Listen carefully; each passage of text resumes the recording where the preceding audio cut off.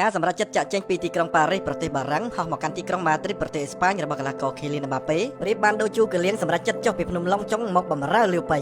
ជាការប៉ុណ្ណាភាពជោគជ័យជាច្រើនកើតឡើងទៅបានអាស្រ័យលើការសម្រេចចិត្តហើយការសម្រេចចិត្តទាំងអស់នោះក៏អាស្រ័យទៅលើកលៈទេសៈផងដែរតួយ៉ាងដូចជាជីវិតពិតរបស់កីឡាករវ័យ26ឆ្នាំសញ្ជាតិបារាំងកីឡាករ Kylian Mbappé Lotin បានធ្វើការសម្រេចចិត្តដ៏ធំមួយនៅក្នុងជីវិតបាល់ទាត់របស់គេក្នុងការផ្ទេរពីក្លឹបបាល់ទាត់ PSG មកកាន់ក្លឹបបាល់ទាត់ Atletico Real Madrid ក្នុងគោលបំណងបំពេញក្តីស្រមៃនិងមហិច្ឆតាក្នុងការឈ្នះពានរង្វាន់ធំៗជាច្រើននៅក្នុងប្រទេសអេស្ប៉ាញនិងក្របខ័ណ្ឌ UEFA Champions League រួមទាំងពានរង្វាន់ឯកតេជនបាល់មាស Ballon d'Or ប៉ុន្តែអ្វីៗមិនសមប្រកបនឹងការចង់បានរបស់គេនោះទេដោយសារតែការចាប់ផ្ដើមដំបូងនៅក្នុងរដូវកាលថ្មីជាមួយនឹងក្លឹបបាល់ទាត់ Atletico Real Madrid ដោយរូបគេឈ្នះពានរង្វាន់តែមួយគត់នោះគឺ UEFA Super Cup ជាមួយនឹង Real Madrid បើទោះបីជាគេសុទ្ធបញ្ចូលទីបានដល់ទៅ38គ្រាប់ក្នុងការបង្ហាញខ្លួន52ប្រកួតក៏ដោយស្របពេលដែលក្លឹបចាស់របស់គេ PSG បានក្រងជើងឯកនៅក្នុងលីកកំពូលនៃប្រទេសបារាំងរួចទៅហើយព្រមទាំងបានកក់កេរទៅកាន់ការប្រកួតវគ្គផ្ដាច់ព្រាត់នៃពានរង្វាន់ Frank Cup និង UEFA Champions League រឿងរ៉ាវរបស់ Mbappé បានបង្ហាញយើងឲ្យឃើញថាបើទោះបីជាពេលវេលាខ្លះយើងមានសមត្ថភាពក៏ពិតមែនប៉ុន្តែបើសិនជាយើងមិនអាចជ្រើសរើសពេលវេលានិងកលៈទេសៈដ៏ត្រឹមត្រូវនោះទេយើងនឹងមិនអាចជោគជ័យបាននោះទេយ៉ាងណាក៏ដោយមានមតិអ្នកគាំទ្រជាច្រើនបានលើកឡើងថាប្រសិនបើក្លឹបបាល់ទាត់ PSG អាចឈ្នះពានរង្វាន់ UEFA Champions League មែននោះ Kylian Mbappé មិនដឹងជាចុកឈាមយ៉ាងណានោះទេ